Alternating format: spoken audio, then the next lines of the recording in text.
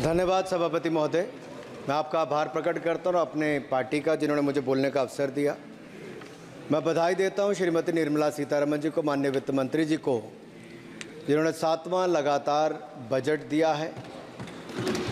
ये केवल केंद्रीय बजट नहीं, ये जन भावनाओं का बजट है, इसलिए मैं उनको बहुत बहुत इसके लिए बधाई देता हूँ।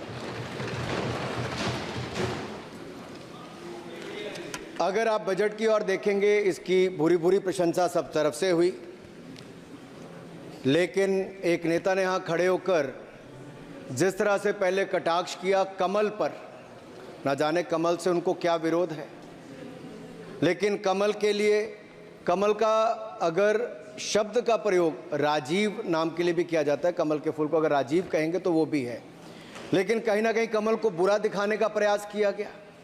अरे भाई, ये बात सही है कि हमारा चुनाव चिन्ह कमल का फूल है और जनता ने तीसरी बार लगातार हमें सत्ता में बिठाने का काम किया है, लेकिन केवल ये कमल का फूल नहीं, इन्होंने अपमानित कुछ और करने का काम भी किया और मैं उसका थोड़ा उल्लेख यहाँ पर जरूर करना चाहता हूँ। ये कमल, इससे जुड़ा हुआ नाम राजीव भी है और राजीव आप जानते हैं किसका नाम है, आप सब जानते ही हैं। तो क्या उनको भी बुरा समझते? क्योंकि इन्होंने कहा, इन्होंने राजीव को हिंसा के साथ जोड़ने की बात कही, कमल को हिंसा के साथ जोड़ने की बात कही, लेकिन मैं कहना चाहता हूं मां लक्ष्मी का आसन भी कमल है, हमारा राष्ट्र पुष्प भी कमल है। और जिस पद्मासन मुद्रा में सिंधु सभ्यता में भगवान शिव की पशुपति नाथ के रूप में मूर्ति मिली थी, लोकमान्य तिलक पद्मासन मुद्रा में ही समाधिलीन हुए थे। आप कहते हैं कमल के चारों तरफ हिंसा है। आप कमल का अपमान नहीं कर रहे, आप बल्कि महायोगी भगवान शिव, भगवान बुद्ध और लोकमान्य तिलक जैसे महापुरुषों का अपमान कर रहे हैं। इसलिए अगली बार कमल के बारे में बोलने से पहले थोड़ा सोच कर बोलिए कि आप किस किस का अपमान कर रहे हैं। और केवल रील के नेता मत बनिए, मीम्स आपकी खूब बनती है। रियल नेता बनने के लिए सच बोलना पड़ता है। और सर, कुछ लोग एक्सीडेंटल हिंदू हैं और महाभारत का ज्ञान भी एक्सीडेंटल है। और उस नेता के अलावा और कौन नहीं जानता कि महाभारत में अभिमन्यु का वध 7 महारथियों ने मिलकर किया था। जयद्रथ, दुर्योधन, दुशासन, कर्ण, द्रोणाचार्य, कृपाचार्य और शकुनी। लेकिन राहुल जी ने कभी महाभारत, शायद, अब मुझे तो पता नहीं, पढ़ा भी नहीं, पर देखा भी नहीं होगा शायद सर, मुझे लगता है अंकल सैम ने लिख कर दिया होगा, अंकल सोरोस ने लिख के दिया होगा, कहीं से पर्ची बनकर आई होगी और कूल डूड बनने का प्रयास किया होगा। मैं इतना ही कहूँगा, कल जो चक्रव्यूह में फंसाने की बात कर रहे थे, वो कर्ण को करना कह रहे थे, कृपाचार्य जी को कृपचाय बोल रहे थे। चलिए छोड़िए उसको। अध्यक्ष जी, कल तो ऐसा लग रहा था सदन के अंदर महाभारत पर इतना सारा ज्ञान दिया गया कि एक समय ऐसा लगा B.R. चोपड़ा के महाभारत के धारावाहिक का संगीत गूंजने लगा हो। और कहीं ना कहीं उन्होंने एक बार महाभारत पढ़ने के लिए फिर प्रेरित किया। मगर इस बार महाभारत पर मैंने एक नई पुस्तक पढ़ी जो उनकी पार्टी के विद्वान सांसद, जो इस सदन के सदस्य भी हैं, उन्होंने लिखी है। और उस पुस्तक का नाम है the great Indian novel. Rahul ji को अगर महाभारत और चक्रव्यूह के विषय में विस्तृत जानकारी लेनी है तो अपने उस सांसद से वो संपर्क कर सकते हैं। और मैं बताऊंगा, शशि थरूर जी ने, शायद वही राहुल गांधी जी को बता दें या बताएंगे, नहीं तो मैं बता देता हूं कि आपने महाभारत और भारत के स्वतंत्रता संघर्ष को मिलाकर जो उपन्यास लिखा है, उसके पात्र कौन कौन है। इस उपन्यास में धृतराष्ट्र के रूप में किस नेता को दिखाया गया है, कौरव किस पार्टी को कहा गया है, इस उपन्यास में प्रिय दुर्योधनी कौन है। जब राहुल जी को इसका पता चलेगा तो मुझे लगता है कहीं ना कहीं शशि थरूर जी पर कार्रवाई ना हो जाए। लेकिन क्या है साहब, ये लोग तो संविधान दिखाते थे, पढ़ते नहीं थे। मैंने उस दिन पूछ लिया कितने पन्ने होते, तो वो भी नहीं बता पाए। मैंने उसके बाद पूछा कि ये जो आप संविधान की कॉपी लेकर चलते हो, इसका प्रीफेस पढ़ा है, इसका फॉरवर्ड पढ़ा है, इसकी प्रस्तावना किसने की है। के वेणुगोपाल जो सॉलिसिटर जनरल इनकी सरकार के समय भी रहे होंगे, सीनियर एडवोकेट हैं, या गोपाल शंकर नारायण जो सीनियर एडवोकेट हैं, उन्होंने उसकी प्रस्तावना की थी और प्रस्तावना में लिखा था कि कैसा काला अध्याय वो इमरजेंसी का समय था। और ये संविधान जो डॉक्टर BR अंबेडकर जी ने दिया, अगर ये नहीं दिया होता तो आम जनमानस को अपने अधिकारों का पता भी नहीं लगता। लेकिन इन्होंने तो उसको पढ़ा ही नहीं था, लेकिन केवल कॉपी दिखा रहे थे इतने दिनों से साहब।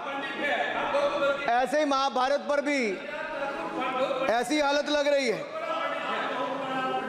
और मुझे लगता है, और नहीं तो गूगल दादा तो थे, इनसे पूछ लेते आप क्या करते हो साहब, साथ में को बताया करो। सर इस उपन्यास के, माननीय सभापति जी, इस उपन्यास के मुताबिक जिस पार्टी के सर्वे सर्वा आप हैं, उस उपन्यास के वही कौरव पार्टी है। मैं अपनी तसल्ली के लिए कुछ पंक्तियों को यहाँ उद्धृत कर देता हूँ। मैं कोट कर रहा हूँ सर, पेज नंबर 245 से। The India of which Dhritarashtra assumed the leadership on 15th August 1947 had just been through a cathartic process of regeneration, another stage in this endless cycle. अब 15 अगस्त 1947 को प्रधानमंत्री के रूप में मोदी जी तो नहीं थे, और ये कह रहे हैं कि जिन्होंने 15 अगस्त 1947 को उस समय वो सत्ता ली थी, वो धृतराष्ट्र थे। तो धृतराष्ट्र किसको कहा गया? धृतराष्ट्र को किसको कहा गया? अब आपने मुझे बांध रखा है। कल स्पीकर ने कहा है, स्पीकर महोदय ने कहा कि उस समय के लोगों का नाम नहीं लेना। तो प्रथम प्रधानमंत्री जी को धृतराष्ट्र मैंने नहीं कहा, इनके अपने ही सांसद ने अपने ग्रेट इंडियन नॉवल में कहा है। शशि थरूर जी कहाँ हैं? कहीं छिप तो नहीं गए? आज शो कॉज हो सकता है। फिर देखिए प्रिया दुर्योधनी और धृतराष्ट्र के विषय में क्या लिखा है। I quote from page 293। In Delhi, blind Dhritarashtra ruled with प्रिय दुर्योधनी by his side, and he pledged the nation not so much to the gas and hot water of his Fabian preceptors, but to smoke and steam of the modern industrial revolution their ancestors had denied this country. Sir ये सबको पता है कि इस देश के एकमात्र Fabian Samajwadi कौन थे, और ये फैबियन समाजवादी कौन थे उसके बारे में किसी और ने नहीं, आपके ही सांसद ने लिखा है। अरे वाह, इसमें तो आगे इमरजेंसी की चर्चा भी है, और जिसे इंदिरा गांधी जी ने थोपा था। और इमरजेंसी का उपयोग किया है। शौकत दादा, you are not Shashi Tharoor, please.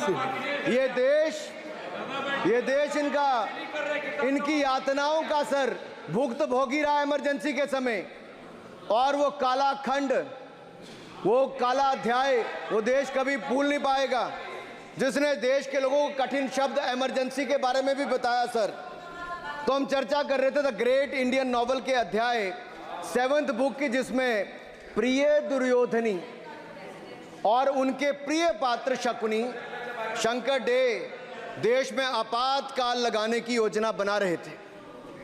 Sir मैं पढ़ता हूं कि शकुनी ने क्या कहा। I quote, what you could do now is to declare an internal siege, a grave threat to the stability and security of the nation from internal disruption। जिस book को आप कोट कर रहे हैं उस बुक को आप सबमिट कर दीजिए। मैं कर दूंगा साहब, एक कॉपी आपको भी भिजवा दूंगा साहब, एक टेबल पे भी रख दूंगा। So what you could do now is to declare an internal seize, a grave threat to the stability and security of the nation from internal disruption. No one has ever defined the permissible procedures under an internal seize, which leaves it to more or less up to us to define them, Shakuni added. And the next, sir, from page 366, I quote, not to mention censorship of the press. Press hai? Not to mention censorship of the press, which is nowhere explicitly ruled out in the Constitution. Suspension of certain fundamental rights, free speech, assembly, and that sort of things, and measures to put up the judiciary in their place, said Shakuni. Kindly sit down. Sir, Kindly sit down. ये किसी और ने नहीं, और मैं कहना चाहता हूं सर, माननीय अनुराग जी, एक किताब गौरव जी को भी भिजवा दीजिएगा। मैं खरीदेंगे सर, मैं कॉपी गौरव जी को भिजवा दूंगा सर। सर, इसमें जिनकी मैं बात कर रहा हूं वो हमारे उस समय की प्रधानमंत्री थी जिन्होंने इमरजेंसी लगाई थी। एक नेता की स्वर्गीय दादी जी भी हैं, और मैं उनके नाम के आगे प्रियदर्शिनी भी लिखा जाता था, और उन्होंने इमरजेंसी लगाई थी। लेकिन माननीय सभापति जी, मैं कहना चाहता हूं, दुशासन और दुर्योधन दोनों बहुत ही दुष्ट और बदमाश हो सकते थे, लेकिन उन्होंने भी कभी इमरजेंसी नहीं लगाई थी। दुशासन और दुर्योधन दुष्ट भी हो सकते हैं, दुश्मन भी हो सकते हैं, बदमाश भी हो सकते हैं, लेकिन उन्होंने भी इमरजेंसी नहीं लगाई थी। सर, पूरे उपन्यास में 74 बार कौरव और कौरव पार्टी की चर्चा हुई, हर एक में कांग्रेस का चरित्र झलकता है। राहुल जी सदन में हजारों साल पूर्व हुए महाभारत की कहानी सुना रहे थे, मगर उनकी अपनी पार्टी के पढ़े लिखे एक विद्वान पूर्व मंत्री और सांसद आज के महाभारत की कहानी लिखते हुए बताते हैं कि कौन कौरव था, कौन शकुनी था, कौन धृतराष्ट्र था, कौन दुशासन था, कौन दुर्योधन था, कौन कर्ण था। जरूर पढ़िएगा, सबके किरदार उसी में मिलने वाले हैं। और शायद जिस समय शशि थरूर जी लिख रहे थे, उस समय आपका टैलेंट इनको पता नहीं था, नहीं तो 100 पन्ने तो आप पे ही लिख देते साहब। आप चाहते कार्रवाई हो जाए। माननीय सभापति जी,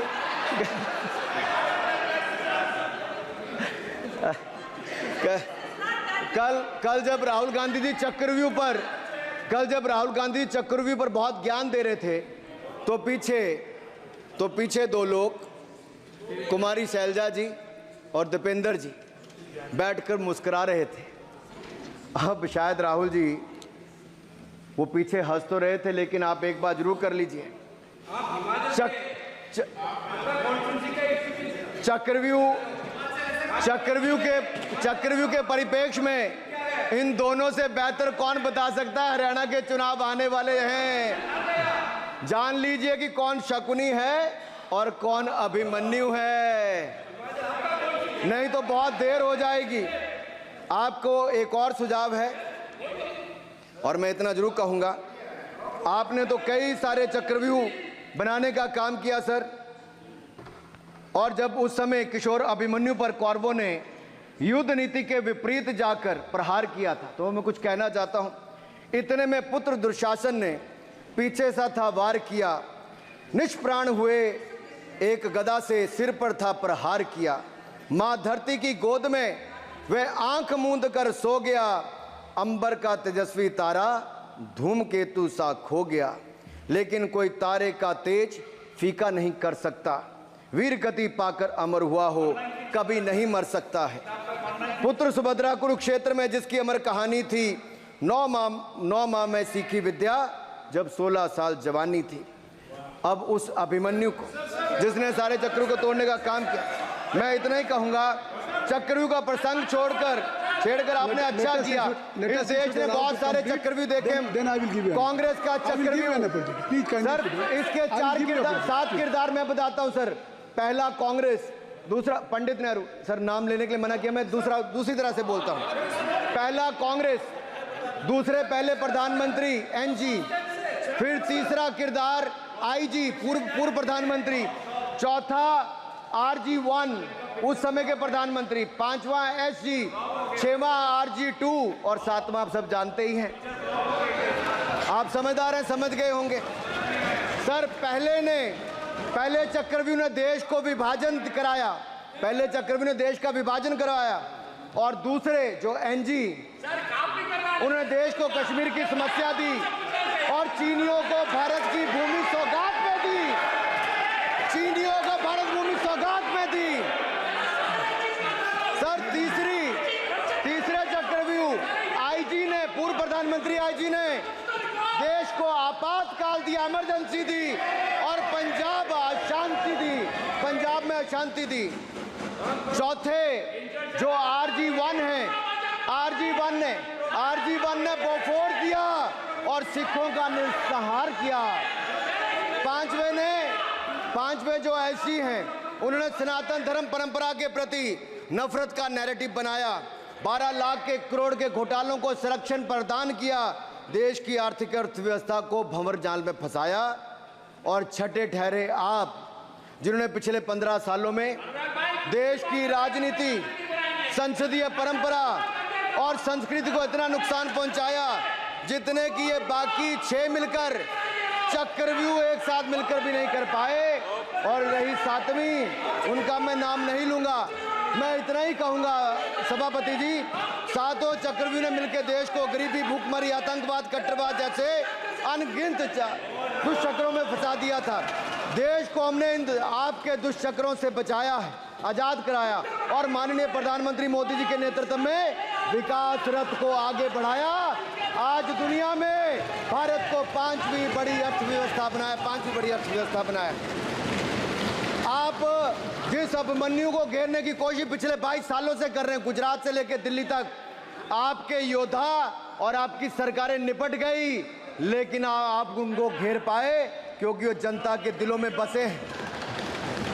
आज यहाँ 293 अभिमन्यु बैठे हैं, भले ही आपके पास करण जैसे धुरंधर हो, शकुनी जैसे कुटिल रणनीतिकार हो, धर्म हमारे साथ है, धर्म हमारे साथ है।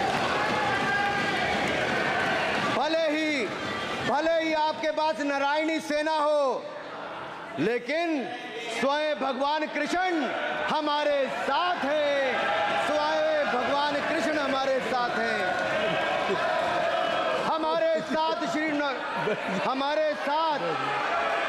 हमारे साथ श्री रघुनाथ तो किस बात की चिंता शरण में दिखाया। माननीय सभापति जी, हमारे साथ श्री रघुनाथ तो किस बात की चिंता शरण में रख दिया जब मात, तो किस बात की चिंता। हमारे साथ तो जनता रूपी रघुनाथ है और आगे भी रहने वाला है। आप देखिए, ये कल से हलवा बांटने की बात कर रहे थे। अध्यक्ष महोदय, झूठ के पैर नहीं होते, ये झूठ अक्सर कांग्रेसियों के कंधे पर सवार होकर सैर करते हैं, जैसे मदारी के कंधे। सर इसको देख लीजिए। माननीय सभापति जी, झूठ सब के बजाय आप असत्य कहें, झूठ असंसदीय है, उसको हम कार्रवाई का हिस्सा नहीं मानेंगे। असत्य कहें। माननीय सभापति जी, I have already given ruling, mister Venugopal ji, I have given ruling please. माननीय सभापति, असत्य के पैर नहीं होते, असत्य के पैर नहीं होते, और ये असत्य अक्सर कांग्रेसियों के कंधे पर सवार होकर सैर करता है। जैसे मदारी के कंधे पर बंदर होता है, वैसे ही राहुल जी के कंधे पर झूठ का बंडल होता है। जैसे मदारी के कंधे पर बंदर होता है, वैसे ही राहुल जी के कंधे पर झूठ का बंडल होता है, जिसे वो रोज यहाँ परोसते हैं। ये बजट पर, सदन पर। माननीय सभापति जी, जिस व्यक्ति को बजट निर्माण की प्रक्रिया का पता ना हो, संसदीय कार्य में रुचि ना हो, मात्र अध्यादेश को फाड़ने का काम किया हो, उससे क्या अपेक्षा की जा सकती है। मैं पूछना चाहता हूँ, हलवा किसको मिला? मैं पूछता हूँ, हलवा किसको मिला? राहुल जी बताइए, हलवे की बात की थी, जीप घोटाले का हलवा किसने खाया? वो फोर्स घोटाले का हलवा किसने खाया? अंतरिक्ष देवास घोटाले का हलवा किसने खाया? नेशनल हेराल्ड के घोटाले का हलवा किसने खाया? सबमरीन घोटाले का हलवा किसने खाया? अगस्ता वेस्टलैंड घोटाले का हलवा किसने खाया? 2G स्कैम हलवा किसने खाया? कॉमनवेल्थ स्कैम का हलवा किसने खाया? कोयला घोटाले का हलवा किसने खाया? वाल्मीकि योजना घोटाले का हलवा किसने खाया? चारा घोटाले का हलवा किसने खाया? यूरिया स्कैम का हलवा किसने खाया? राहुल जी, हलवा मीठा था या फीका?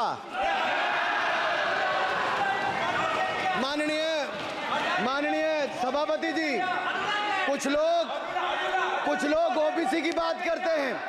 मैं ये कहता हूं, इनके लिए ओबीसी है। गौरव सुनिए, गौरव बड़ा इंपॉर्टेंट है। आप kindly address to the chair. माननीय सर, इनके लिए ओबीसी का मतलब है only for brother in law commission, only for brother in law commission. और only for brother in law commission के लिए काम करने वाली पार्टी अदर बैकवर्ड कास्ट की बात करती है तो आर्नी को भी पंखे के साथ लटकर आत्महत्या कर लेनी चाहिए। मतलब जिस पार्टी ने अपने पार्टी के अध्यक्ष जो एक पिछड़े वंचित समाज से आते थे, उनको धोती से खींचकर पार्टी से बाहर निकाल दिया हो, उसके शहजादे हमें ज्ञान बांट रहे। अरे साहब, इनको पहले तो एलओपी का मतलब समझना पड़ेगा। ये लीडर ऑफ प्रोपेगेंडा नहीं, लीडर ऑफ ऑपोजिशन है। इसका मतलब लीडर ऑफ ऑपोजिशन है। On behalf of सर, ये party, leader kindly listen me.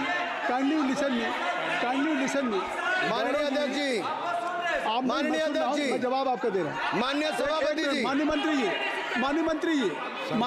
एक मिनट चुप सुनिए। माननीय गौरव जी, आप या माननीय सदस्य जो कह रहे हैं, मैं समझता हूं कि माननीय राहुल जी एलओपी, उन्होंने भी बात कही सरकार पे या सरकार के मंत्रियों के लिए नाम लिया, तो उसका जवाब अगर वो दे रहे हैं, अनपार्लियामेंट्री वर्ड जो होगा उसको मैं स्पंज करता हूँ। मैं अनपार्लियामेंट्री मैं उन्होंने झूठ कहा था, मैंने उसको स्पंज कर दिया। झूठ कहा था मैंने स्पंज कर दिया। अनुराग ठाकुर जी। सर, माननीय अध्यक्ष जी, माननीय सभापति जी, आप देखिए, मैं इतना ही कहना चाहता हूं कि अब झूठ परोसना बंद कर दें, क्योंकि एलओपी का मतलब लीडर ऑफ प्रोपेगेंडा नहीं, लीडर ऑफ ऑपोजिशन होता है। अब संधि है, ठीक है, असत्य निराधार। जी सर, जी, उसके ठीक है, निराधार है सर। ओबीसी की बात, जनगणना की बात बहुत की जाती है। माननीय सभापति जी, जिसकी जात का पता नहीं वो गणना की बात करता है।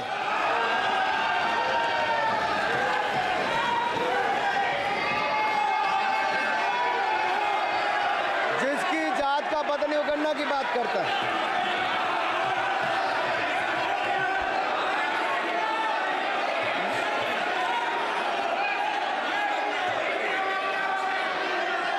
माननीय सभापति जी,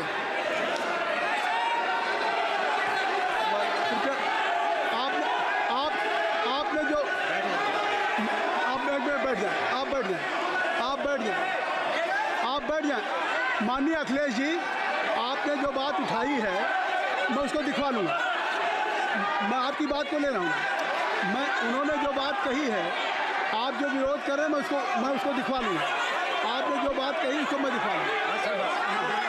अनुराग जी, माननीय सभापति जी, कृपया आप लोग बैठ जाएं। आप बैठ जाएं। अच्छा, आप बैठ जाएं।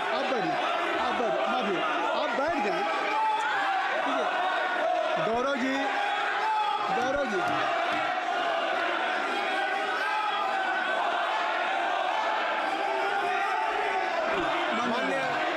माननीय सभापति जी, मैं आपको याद कराना चाहता हूँ, इसी सदन में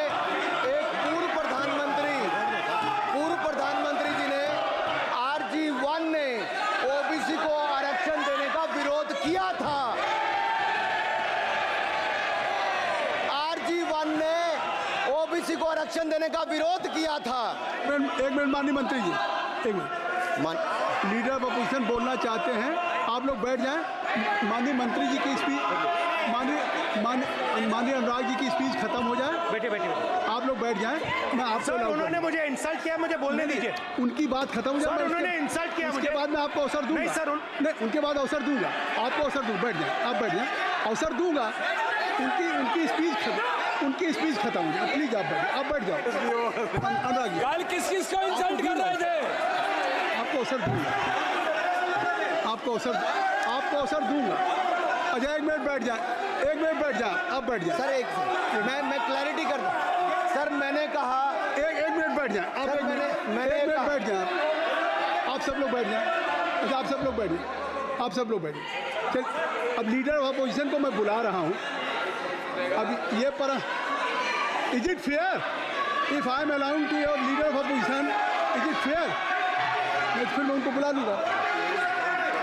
नहीं तो मैं आपको बुला रहा हूँ, तो पहले बैठ जाएं। पहले लोग बैठ जाएं, पहले बैठाइए सर।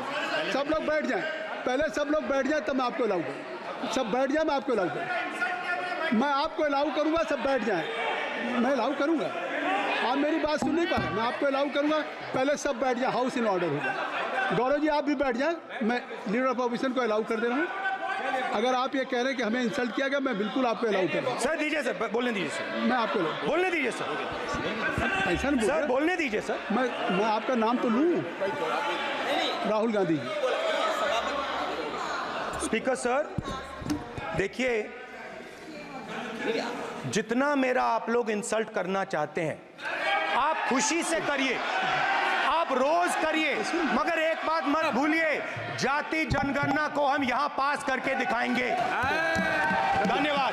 जितना इंसल्ट करना है करिए, मैं खुशी से लूंगा। अरे तो अपनी जाति भी दिखनी पड़ेगी उसमें। आप चुप रहें। श्री अनुराग ठाकुर जी,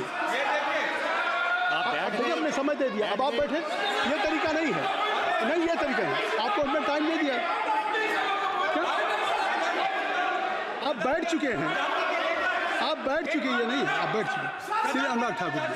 सर मुझे लगता था कि इनको भाषण देने से पहले पर्ची आती होगी। हमने आपको लेकिन हर बार इंटरवेंशन के लिए पर्ची आती है अपने बलबूते पर। सर उधार की बुद्धि से राजनीति नहीं चलती है। उधार की बुद्धि से राजनीति नहीं चलती है। यहाँ पर्ची लेने से काम नहीं चलता है। आप बोल के हटते हो, फिर पर्ची आती, फिर बोलते हो। ऐसे कैसे चलता है?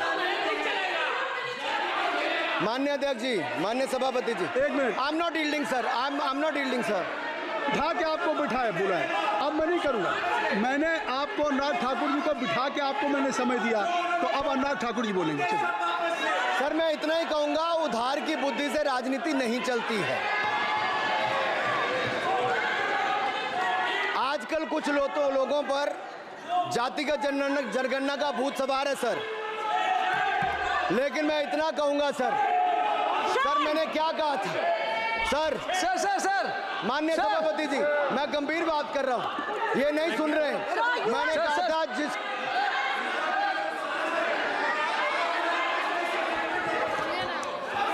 ठाकुर टैगोर प्लीज।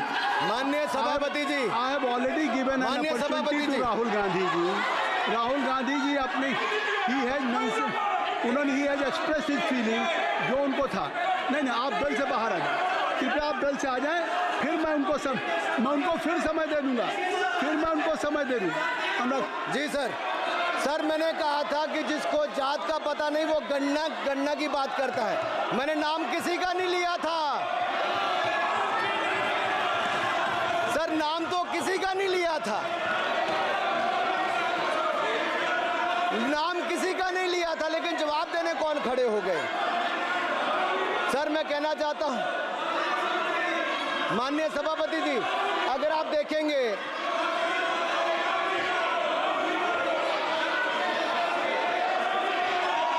मैंने अनुराग जी को बिठा के मैंने माननीय राहुल गांधी को समय दिया, मैंने अनुराग ठाकुर जी को बिठा के।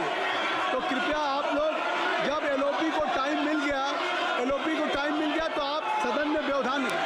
आप फिर बोलना चाहते हैं, आप खड़े हो जाइए। आप फिर बोलना चाहते हैं, खड़े हो जाइए। चलिए खड़े हो। आप लोग जाइए बिल से बाहर। LOP please, LOP I am giving. तो आप बिल से तो जाइए। सर स्पीकर सर, अगर मैं आपके एलओपी को टाइम दे रहा हूं तो आप ये क्या मतलब है?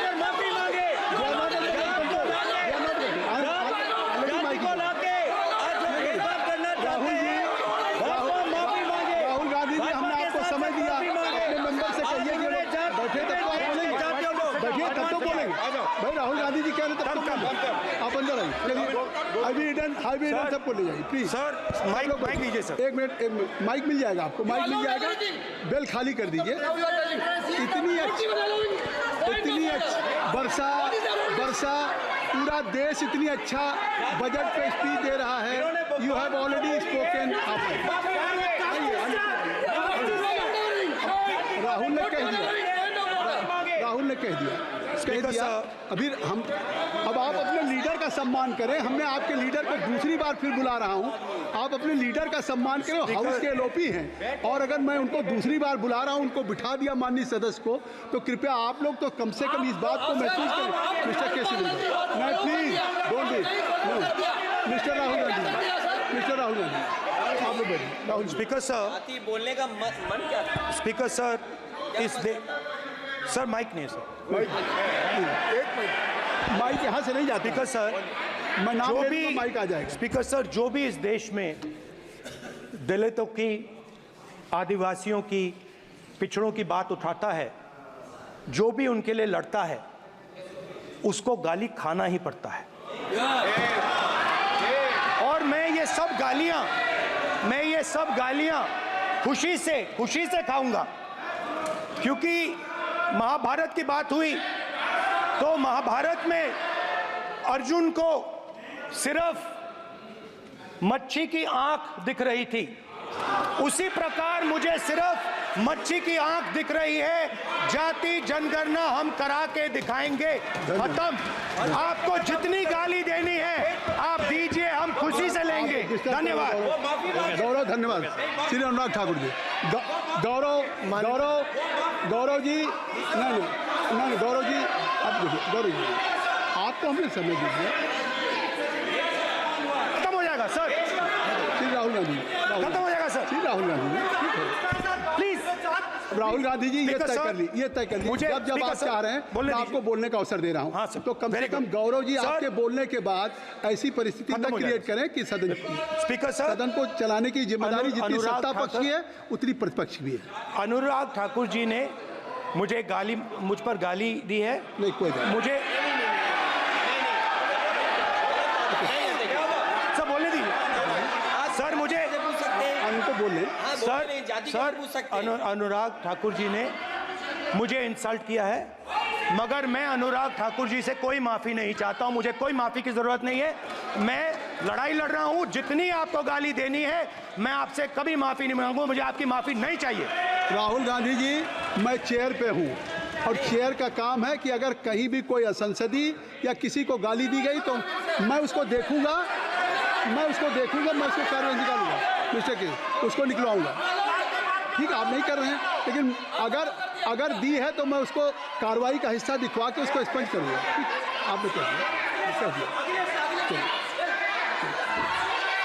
सुन रहा हूँ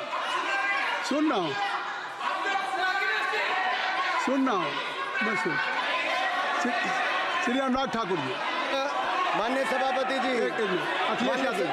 अखिलेश यादव जी, बैठ जाए। श्री अखिलेश महोदय, सभापति महोदय, मैं केवल इतना, सभापति महोदय, स्वागत है। अभी क्या तरीका? सभापति महोदय, मेरा आपसे केवल इतना निवेदन है। माननीय मंत्री रहे हैं, बड़े दल के नेता हैं, मंत्री रहे हैं, बड़ी बात कर रहे थे। मैं महाभारत, शकुनी, ये सब बातें कह रहे थे, दुर्योधन तक यहाँ ले आई है। मैं केवल सभापति महोदय इनसे ये पूछना चाहता हूँ, आपने जाति कैसे पूछ ली है बताइए बस। आप जाति कैसे पूछ सकते हैं? आप बताएं, जाति कैसे पूछ सकते हैं? आप पूछ के दिखाओ जाति। तुम आप जाति कैसे पूछोगे? तुम कैसे पूछोगे जाति?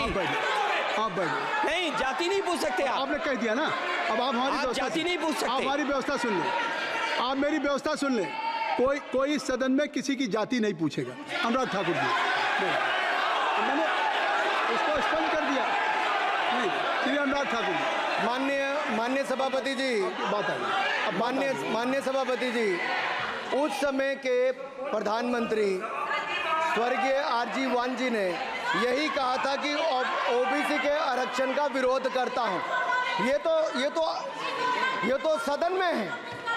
आरजी वान ने कहा था कि मैं ओबीसी को आरक्षण का विरोध करता हूं। अब ये तय करें कि वो सही थे या ये सही हैं, और आपकी पार्टी गलत थी कि आप गलत हैं, और वो पिछड़ा विरोधी थे कि आप पिछड़े के पक्ष में हो। और उस समय की पूर्व प्रधानमंत्री आईजी ने कहा था कि जात पर ना पात पर। अभी मैंने तो कहा नहीं सर, उस समय कहा गया था।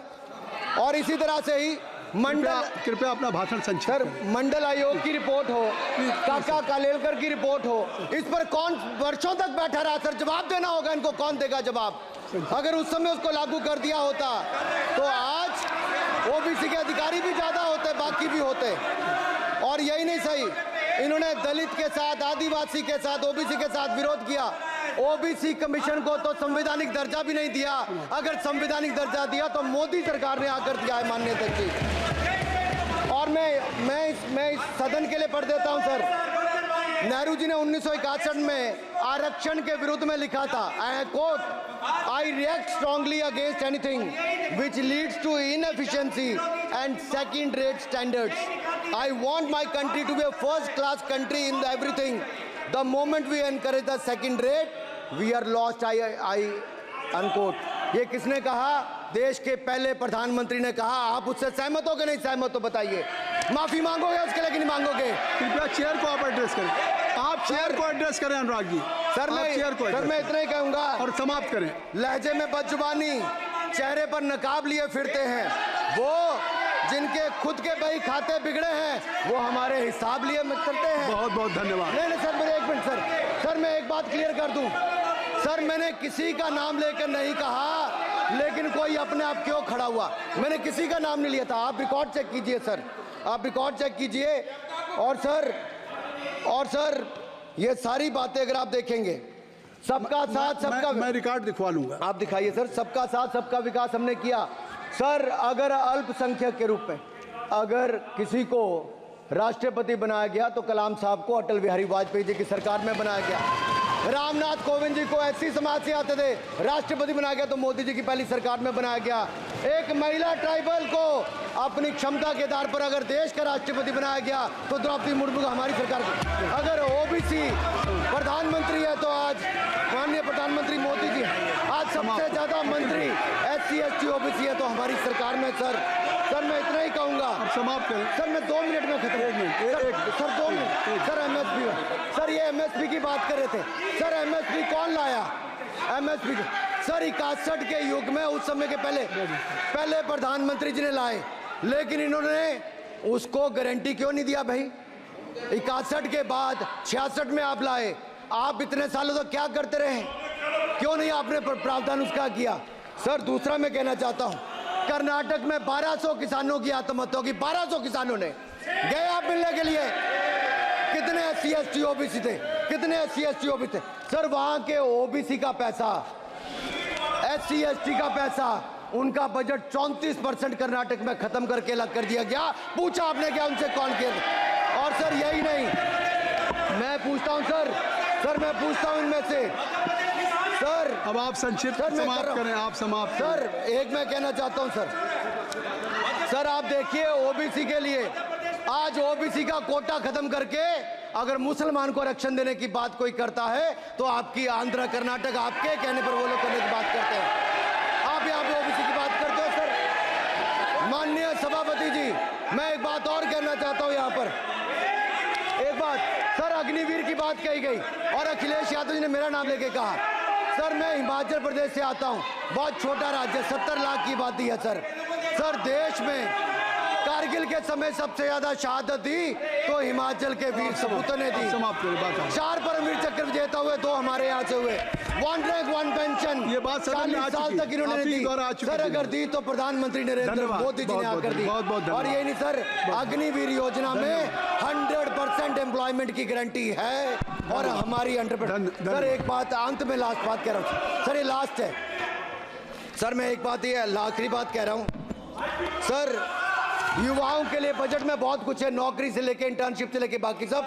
मैं निर्मला जी को और प्रधानमंत्री जी को बहुत बहुत उसके लिए बधाई देता हूं सर। स्पेस सेक्टर के लिए 1000 रुपये वेंचर कैपिटल फंड भी दिया गया सर। जिस देश में स्पेस के नाम पर शायद बहुत कम कुछ दिखता था, आज चंद्रयान मिशन की सफलता के कारण दुनिया का पहला देश भारत बना है सर। यही नहीं सर, इनके समय हेमराज का गला रेत कर ले गए थे, वापस नहीं लाए थे, हमने सर्जिकल स्ट्राइक करके अपनी सेना को मजबूत किया सर। डॉक्टर प्रदीप, स्टार्टअप में सर हम नंबर 1 बने सर। आखिरी लाइन है सर 30 सेकंड सर, आखिरी लाइन सर। ये कहते हैं देश में डर का माहौल सर, मैं इतना ही कहूंगा, डर का माहौल है अपराधियों में, डर का माहौल है भ्रष्टाचारियों में, डर का और भय का माहौल है देशद्रोहियों में, अधर्मियों में, कुकर्मियों में, और सबसे ज्यादा डर का माहौल है देश के दुश्मनों में सर, देश के दुश्मनों में सर। अंत में मैं इतना ही कहूंगा कि माननीय निर्मला जी ने 7वां बजट तो लाए, ये जन भावनाओं का बजट है जिसका पूरा सदन पूरी प्रशंसा करता है और इनको माननीय प्रधानमंत्री जी को बहुत बहुत बधाई और साधुवाद। Doctor Pradeep Panigrahi, doctor Pradeep Panigrahi, doctor Pradeep क्या कहना चाहते हैं? शशि थरूर जी। Rule 353. Mr. Premchandran ji. He has not. No, he cannot take my I'm name not repeatedly mentioning without notice. No, I have given whatever you wanted to raise. Already LOP has raised the issue. Akhilesh Yadav ji has raised. No point of order. No point of order. No, nothing. Shashi Tharoor जी, अब तय कर लीजिए आप लोगों में। Doctor Pradeep Panigrahi. Sir, I'd like to speak for a minute. Shri Vishnu Padre ji. Mr. Chairman, sir, let me point out, he has repeatedly taken my name. Sir, he has repeatedly taken my name. एक बड़ी I think I have खबर the right to है, respond, sir. आप भी सुन लो, आपको जरूरत है, आपका भला होगा। मोदी जी ने ऑयल एंड गैस का नाम पर अंडमान में 4 जगह में अक्टूबर में ऑयल ड्रिलिंग काम शुरू हो जाएगा। ये मोदी जी वो नहीं है। चलिए। नंबर 2 भाई प्रदीप किसने बेचा था सर? भाई प्रदीप मिर्जापुरी इंपल का राजा लोग आए थे, चेन गैंग बना के जेल बनाया था भाई प्रदीप। इस पार्टी ने भाई प्रदीप बेचा था कैसीनो का नाम पर, जुआ खेलने के नाम पर बचाया था। मैं विष्णु राय एंटनी माफी मांगा था, भाई प्रदीप बेचा था इन लोगों ने। उसका माताजी ने बना था बफर जोन चारों रिजर्व अंडमान निकोबार जी। देखो क्या बना है, क्या बनाया मोदी, आपने क्या बनाया। जय हिंद, भारत माता की जय। डॉक्टर प्रदीप पाणिग्राही।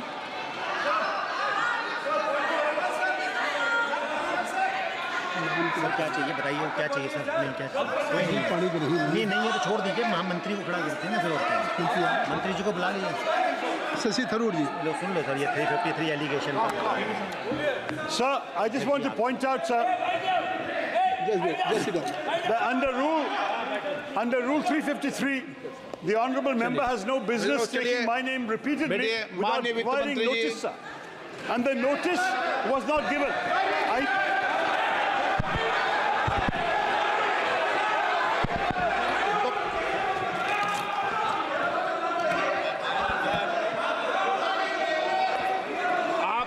तरीका ठीक नहीं है आपका, ऐसा नहीं। बोलिए क्या पॉइंट ऑफ ऑर्डर है, नंबर बताइए पॉइंट ऑफ ऑर्डर का। Point 353, sir. 353 He has repeatedly taken my name without notice. अब आप लोग 352 और 353 को पढ़ी लो आज। सुनो एक बार, बैठो। Sir, I have been, पढ़ लो इसको। Yes, I have the right to respond, मुझे sir. डेली के daily. Sir, I have the right to respond. Why not? पढ़ाओ, बोलो। The gentleman has repeatedly taken my name and quoted me. I mean, I should be grateful that he has revived the 35-year-old book of mine, which he has quoted extensively, the great Indian novel published in 1989. which is a satirical novel, which unfortunately the gentleman has missed the satire, I do want to point out, sir, that the fact is that we have recently fought the elections of 2024 and not the elections of 1989. So that's the first point, is to understand the context in which this has been written. Second, and more important, sir, I think it's important to understand that whereas many things have been said in the course of writing novels, there are also many subsequent books I have written which he could have quoted where he may be somewhat less happy with the result. And thirdly, sir, as far as there are many, many people on that side of the fence who have said many things far more recently against their own party, which he should remember can also be quoted back at them. So I think at this point, sir, this is not a literary discussion. I'm grateful for this, but I don't believe this is the right way to proceed in this matter. Thank you, sir. Sir अगली बार नए novel का इस्तेमाल कर लेंगे sir. सारे सदन को रोज सदन में इस किताब को उठाते हो आप, और रोज एक कानून उठाते हो 352, 353 बाइबल है। तो ये दो बाइबल के दो अंश आज मैं पढ़ के सुना देता हूँ पूरे सदन को इस बाइबल।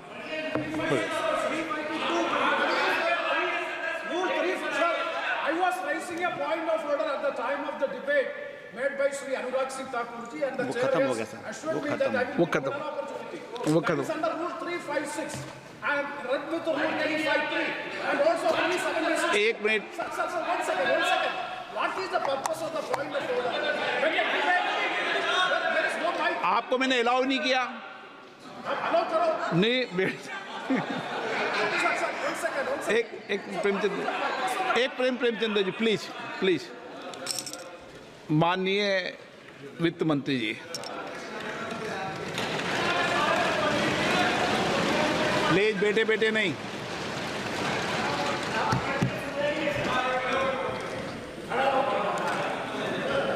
Sir, thank you.